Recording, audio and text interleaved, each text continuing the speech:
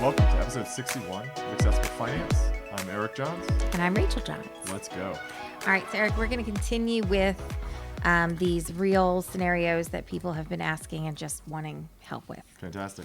All right, so our first one today is from somebody who says, I'm trying to figure out if I am better off going with a fee-based financial planner or using my sister's recommendation and hire her Morgan Stanley rep she's happy with. Okay. I'm 67, single, and want to retire. I have investments in various accounts that I chose throughout the years. I know I need some help with tax planning. Okay. My hesitancy is in paying 1% of all of my investments that I acquired on my own already.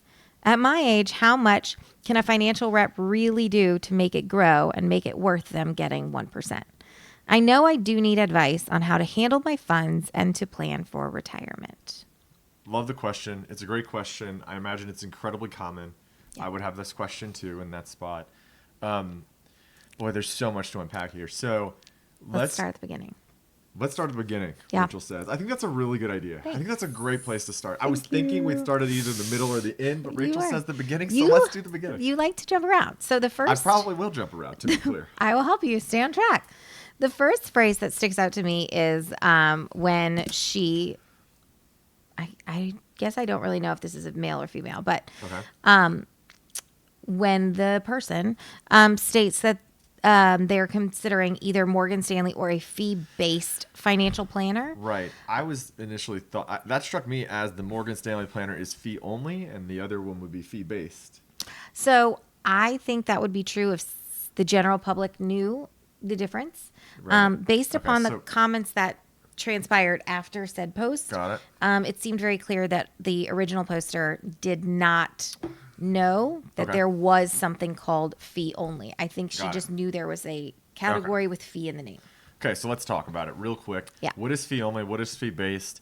So there's basically three types. So you'll hear maybe, and some of it's marketing, right? So fee based means the advisor can charge you on whatever they want to charge you on. They can charge you with commissions. Yeah. They can charge you with assets under management fees. They can charge you with flat fees for doing things. Okay, so like I can charge you like $10K for planning, and then 1% AUM or 50 basis points or 0.5% AUM, and then every time I sell you a whole life policy, I'll get commissions on that and trailing commissions on that, and annuity, same thing, right? Like so, I can sell you with products like mutual funds. I can get the AUM and then I can get another fee. Mm-hmm. Fee only means I receive zero compensation for anything that we do, like for anything that we invest in. Yeah. Right. Like so, there's no product fee. Yes. There's zero commissions that are allowed, really. Correct. So no commissions. Okay. Mm-hmm. And then the third thing you might hear this is flat fee only. So that's like a newer movement where they'll just say, you're going to pay me $10K a year. And typically that's usually for just financial planning, right? I mean, the fees can fluctuate. So it could be $5K a year, $10K a year, 15, whatever they want to charge you. And you agree to. As long as you agree contractually, you're good. They're cleared. So it's a flat fee, and then it won't matter how much, like whether you have $10 million or $100 million or $1 million or $500,000, you're going to pay them the same amount. Okay, so to that end, Typically they don't do ongoing investment management. Sorry, that's no, you're good. So a little detail. To that end, one of the people who were answering the question stated this, and I want your just stamp of approval or not. Okay. All right. So one of the responders said, fee-based means they not only charge you, but they will also take commissions. Correct. It is a marketing term designed to cause confusion for people looking for fee only. That's exactly right. Fee only is a broad term which can cover AUM, flat fee, hourly, subscription, a la carte, project-based, or some other structure. He also then discussed something later on, which I'll touch on after we've touched on that. But what are your thoughts on his take on fee-based versus fee only? I like this person already. Everything they said is exactly accurate. That is concise and well said. All right. Love it. So we're in agreement. Yep. Fee-based is just a way to confuse potential, would-be clients, I guess. Correct. Prospects. So to that end, it sounds like fee only would be a far superior thing for the client. Absolutely correct. Okay. So a couple things to mention real quick. If I'm just talking to this person, if this is like a family friend or just somebody that I wish well for their own sake, right? Just a friend, and they said, "Hey, what should I do here? I need some advice, and I'm gonna need some help with tax things, because I think that was mentioned, right? Didn't she explicitly? She did. She said, we're just gonna assume it's a female. I'm gonna okay. say she. She So, said, I know I need some help with tax planning. okay, so if you need help with tax planning, most of the big banks, wirehouses, and most advisors in general are not comfortable giving you tax planning, and then even like they're not permitted to Yeah. from their compliance department, right? So they can't. Like if So- they do, they can get fired. Caveat to that end, another commenter, again, stamp of approval or not, said, are you looking for investment management or financial planning services? Morgan Stanley reps are brokers and are incentivized to prioritize keeping and growing managed assets above providing comprehensive financial or tax planning. Right. In fact, Morgan Stanley provided financial planning to only 5% of their clients last year. This is exactly correct. I know who said this. He's a very smart guy, and he's all over it. Yes, you can find out in their ADV what percentage of their clients they provide financial planning to. So it'll tell you their total number of clients that they manage money for. So it might say total number of client accounts 1,000. Yeah. And then it might say we provided financial planning to 50, Right. and that's where he's getting the 5%. So to be clear, the ADV is a document that has to be It's public. a mandatory document that FINRA or the SEC will require the advisor firms, right, to To publish release, yeah. and update. So they can't theoretically they can't lie there. So they can tell you kind of whatever they want in their brochures until they get caught. And this is a little bit harder for them to fudge the numbers on. So based on this woman who says clearly, I know I need help with tax planning, Right. You immediately don't go off there. the bat, Immediately say don't go there. we're saying no Morgan Stanley. Uh-uh. We're also recommending generally avoiding fee-based. Correct. So It's just nonsense. both of marketing. the options she discussed are ones that we have determined are suboptimal. Not great. No. Okay. So you want to go to like really like a find an advisor network are pretty good, right? Like, I mean, full disclosure, if you're watching a financial podcast put on by, an RIA, obviously we're going to say, financial advice is good and worthwhile and worth paying for. Sure. Okay. But the way you want to do it and the way I would do it or recommend to any friends or family is I would go to one of the, fee-only networks. So there is a network called the Fee-Only Network. There's NAPFA, which is like the National Association of, or what is it? National Association of Financial Professionals, something like that. I'm sorry, I should know. Oh no, National Association of Professional Financial Advisors. It's NAPFA. Personal financial Financial advisors. Yes. I apologize. So But yes. that's another. There are a number. XYPN is another. It used to be for Generation X and Y, trying to get financial advice, affordable financial advice to like next generation individuals, and they've kind of broadened their scope to now like you have to be willing to work with Generation X, Y, but there are many within the network that specialize with in working with retirees. Point is, you want tax planning, and you're going to probably want tax advice. So one of the differentiators is you're probably going to want people that are comfortable or able to compliantly give you written tax advice, which means they need to be that you want them to be fee only probably, and then you're going to want them to have a designation that enables them to do that. So they basically need an EA behind their name, which stands for enrolled agent. It's an IRS designation, or CPA, which is everybody knows that, certified public accountant. So Correct. just real quick, if this person came up and said, "Hey, should I do this thing?" I would say no, absolutely not. Yeah. You should talk to a fee only fiduciary planner. And hope that they have the capability of giving you tax advice. Most advisors that are working in the RIA space, even if they don't have the letters behind their name, they'll try to do tax planning, which they have to walk the line. They have to kind of toe the line between providing you general tax education versus advice. So like a Roth conversion might be good for you if you were to do a Roth conversion. Yeah. This would be the result, but they're theoretically not supposed to say, "Here's your Roth conversion number. We're going to convert $6,523. It's going to have this impact on your taxation. Exactly. You're This going to is pay how $150 more in beneficial state it is. tax." Right. Like they're not going to do that. They're not supposed to do that. And so then the final part of this lady's post is really discussing at my age, how much can a financial person really provide to make 1% worthwhile? Sure. And so our friend who had mentioned earlier the difference between fee-based and fee-only also mentioned later on, he said decumulation is more difficult than accumulation. This supports getting help.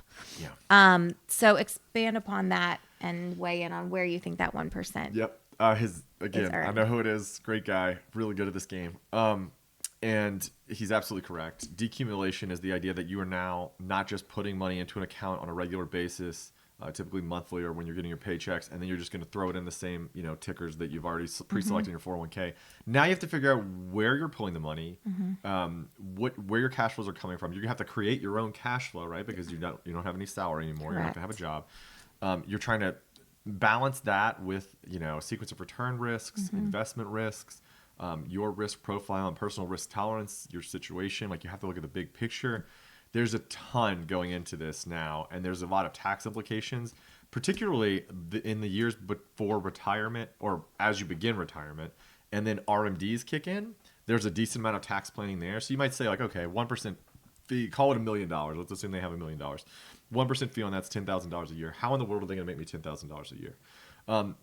There are a number of ways, right? Like, it depends on where you have your cash. Some people just honestly are used to interest rates being on the ground where they were, and so their cash would be in their checking account, or they'd be in a savings account where they're being paid 0.1%, and the prevailing rate is like 4.5 rather right now. So just that differential, you're getting them 4.5% on the money that was there.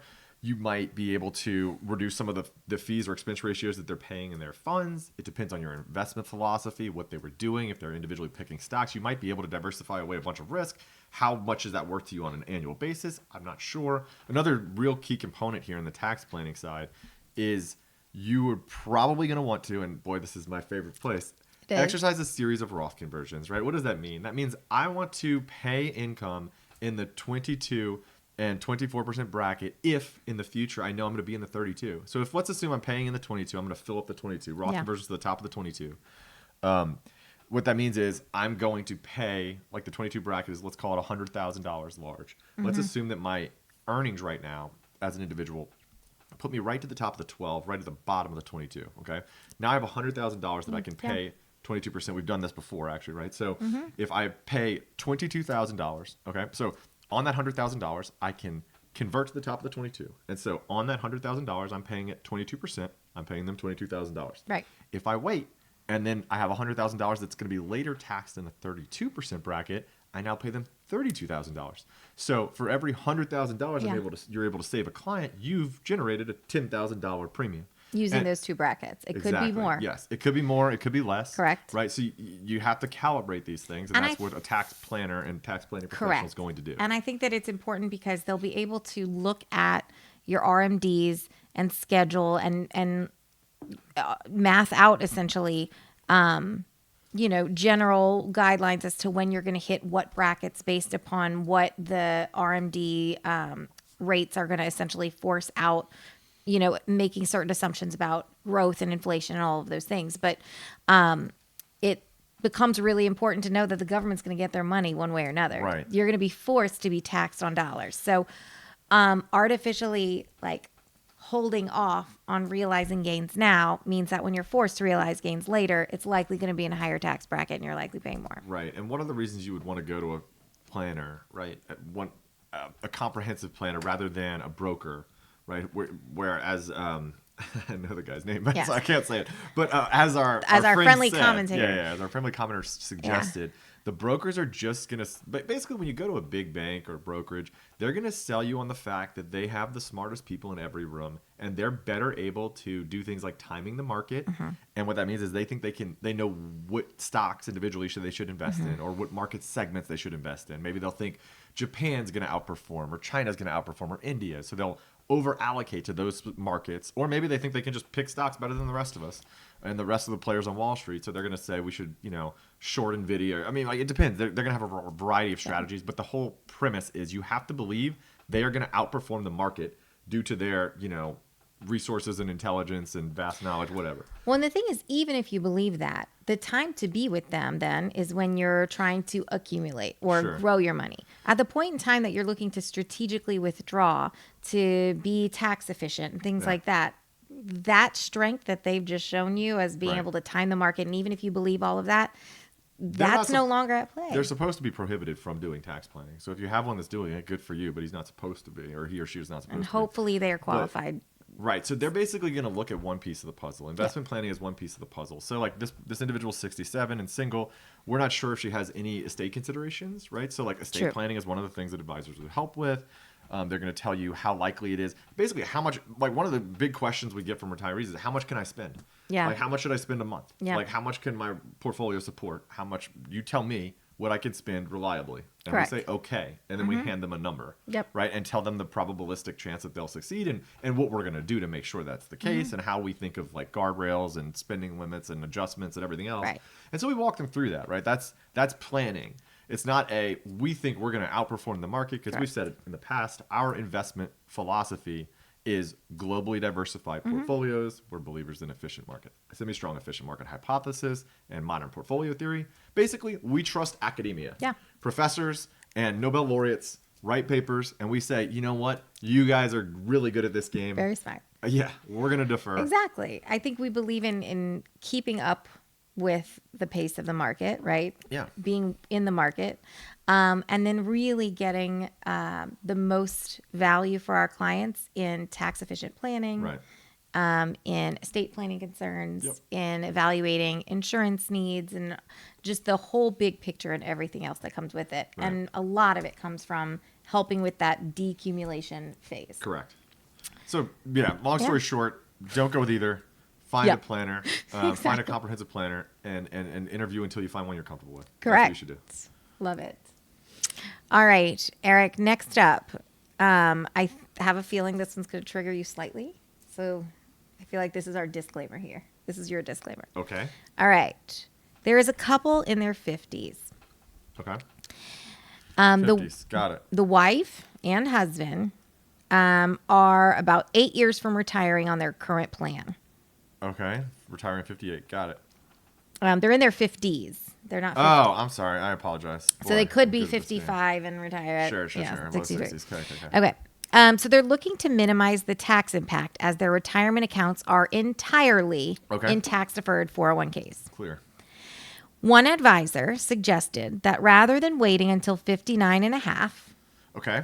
they start taking some out of their 401ks via a 72T election and convert that portion into a Roth IRA. Thoughts? Find a new advisor. Straight up. Just immediately. That's like, I mean, people are why. Yeah. Advisors are human. They will make mistakes. That's a thing. This is a really bad one, right? This is like nonsense recommendations. So start by telling us what a 72T election is. Correct. Did we say the money's already in IRAs? It has to be in IRAs if you're doing 72T. It says that all of them are in tax-deferred 401ks. But again, this person you can roll may- it. Okay, I assume they're no longer employed. Well, they're looking to retire in 8 years. But it could be that they have other 401ks that the they old could roll over. 401ks. Exactly. Okay, so typically, all right, a 72T election is when you're going to take a very fixed, actuarially computed percentage or payment from your IRA account indefinitely. Well, not indefinitely. You have to take it for at least 5 years, and you have to strictly follow a prescribed distribution from that account. Okay. You will then pay tax on the portion that's distributed when it's distributed. So what scenario might a 72T election be advisable for? I'm firing, so like I want this. I'm part of the FIRE movement, the Financial Independence Retire Early movement. Okay. So I'm going to. I need access to my money that's in an IRA account, and I have no way to fund my cash flow until I hit 59 and a half and can take that money penalty free. So it's a way to access your money that's tied up in a tax deferred account, penalty free, pre the age you can normally access that money. Yeah. So to be clear, this couple, while in their 50s, are looking to retire in 8 years. Right. Unless they are like 50 or maybe 51, they are going to end up retiring after age 59 and a half. Right. So while they may be retiring on the earlier side, they would not really qualify as firing people. Okay. So yes. So essentially the advisor has recommended that prior to retiring, they start taking some out via 72T. So rather than waiting till 59 and a half, take some out via 72T and convert that into a Roth because they do not currently have anything in tax-free accounts. Okay. I'm less, this makes sense a little bit more. I was a bit too harsh on the advisor as I sometimes can be. Shocking. I still think there are Well, there's a lot of other data that we would need if to know you here, have but- a client, if you have somebody coming to you who has everything in tax deferred, there's Yep. nothing in tax free. We've had this, right? Yep. If you're looking to help them put money into a tax free account, what would you suggest? I'm not doing a 72T. 72Ts are brutal, right? Like you really don't want 72Ts are kind of like the last resort. All right. If you absolutely need it, maybe, but there are other ways we would do this. So first, what we would do, if it was correct, is backdoor Ross. We really need to know we need to know so much, right? Yeah. Like you need to know how much they have in taxable accounts. So how much of their cash flow can they fund from taxable accounts before they need to withdraw from any retirement accounts, including Roth or tax deferred. How much do they have available?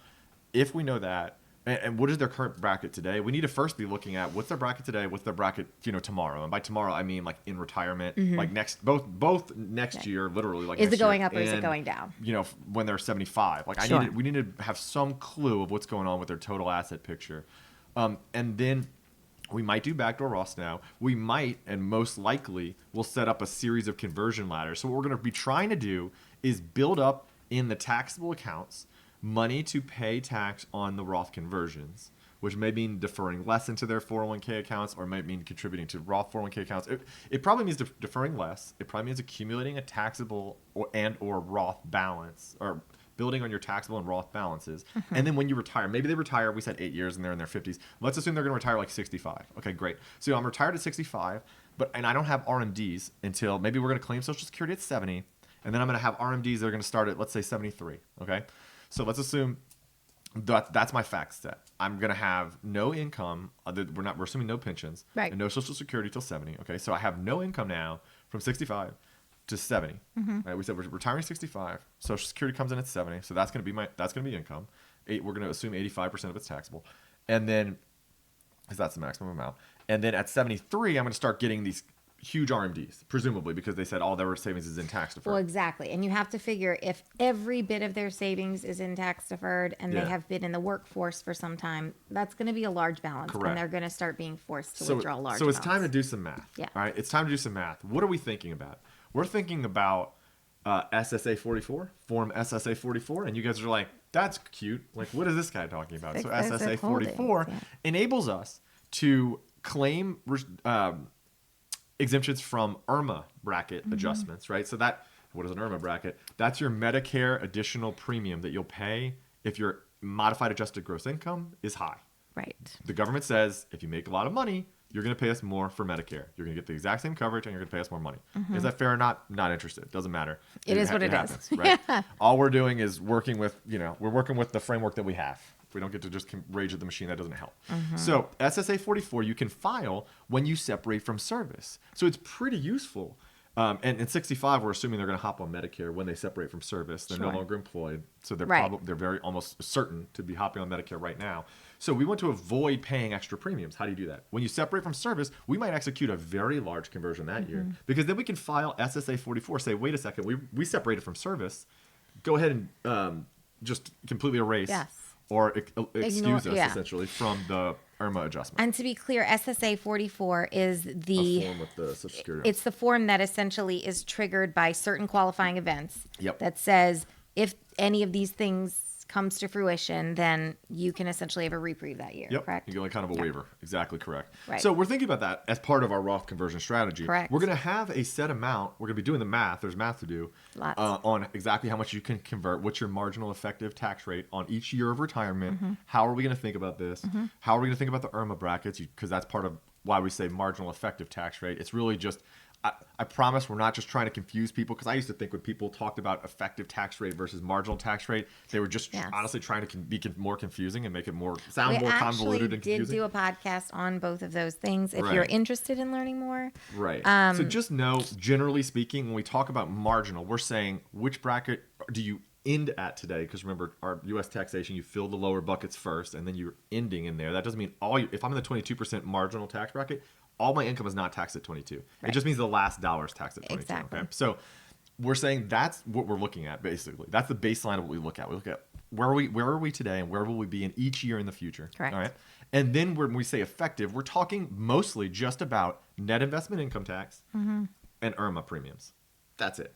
Okay, that's essentially it. There are others. We're looking at a lot more than that, but just know that those are the two big ones. Those are the two big ones that are going to have the most impact. Yeah. So we're looking at that. We're probably going to do a Roth conversion strategy from years 65 to 73 and possibly beyond. It depends on how big their balance is. It depends on their Exactly. goals. If they have significant estate planning goals, Roth is better, right? Like Roth becomes more an advantage. If they actually are wanting to leave a ton of money to charity, we probably don't care that much about a ton of Roth conversion. We'll do some Correct. to do tax. We'll get the tax arbitrage. We'll squeeze that out. Sure. But we're not that worried about it. If we're going to do QCDs to charity, which is qualified charitable distributions, you can start that at age 70 and a half. Right. Why is it not 70 or 73? Because Great they question. made it that. Yeah, it used They to. want to be as confusing as Right. possible. It used to align with RMDs back in the day, but then they changed RMD ages and they never For changed sure. that. Just And, anyway, and sorry. essentially, it's That a was really, long-winded. but it's a really complex, like scaling system, essentially, where you're trying to balance what you have in those three buckets, right? The taxable account, your tax-free account,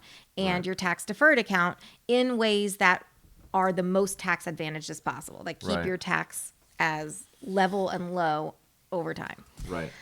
So yeah, I mean, was a there's a lot. lot, but it was a really great. It's a fantastic question. I assume everybody should have that question if they don't, right? That's a fantastic question. I love it. Correct, absolutely, and I think that there was a lot to think about there. So I'm Yeah. really glad that So I'll circle back and say, yeah, probably don't like the advisor. Not Likely quite not. as hard. I'm walking it back a little bit, but I'm still thinking, don't just throw them into a 72T. There's a lot more analysis to be done. well, exactly, and the thing, To be fair, I don't know that analysis, and he presumably does if Well, he's recommending the 72T. we don't have the numbers. But there'd be very few situations where I would do. well, the same like thing you he did. said, I mean, I think the advocacy to convert to a Roth IRA if you have nothing in tax free is a good advocacy, right? We would Yeah. advocate the same thing. However, the 72T election, and correct me if I'm wrong, would be the last option that we would have. So that means you've looked at every other option and determined that that Correct. is not viable because here. it's not reversible. And what he's trying to do is and it does increase your income in the current years. And my thinking is it increases your income in the current years, and it's going to put that money in a Roth. I think there are more effective ways to do that. And I think what we're basically going to be doing is we're going to increase our income in the current years. I agree with that premise, but we would be doing it in a different way. We would be doing it by reducing deferrals back to a Roth if we need to. That's only 14. Well, they're over, so it'd be $8,000 each, so it's 16 grand a year. And then we would look at really hitting hard the conversion ladders, because it's very likely if we built up huge taxable balances, we could convert like 200 to 300K a year into Roths. And we have a pretty big window. We have Yeah. 65 to 70. That's minimum 5 years Correct. before anything happens. Correct. You know, so like there's a ton of planning considerations to do. That's a lot of money to get in the Roth. I don't know how big their tax deferred balances are, but if they're not over like 5 or so mil, then we're pretty comfortable with something like that. Perfect. All right. Well, thank you, Eric. Yeah, you're welcome. All right. Well, Hope we that do was have helpful. plenty more scenarios that I do have it. cultivated. So our next few episodes are going to be very similar to this. I hope this is I hope that you guys find this helpful. Yeah. We're open to feedback. Please hit us with it. And if you have scenarios you want us to address, Exactly. write in, give us the information. We're happy to To spitball answer it. them. Yeah. All right. Till next time. Thanks, guys.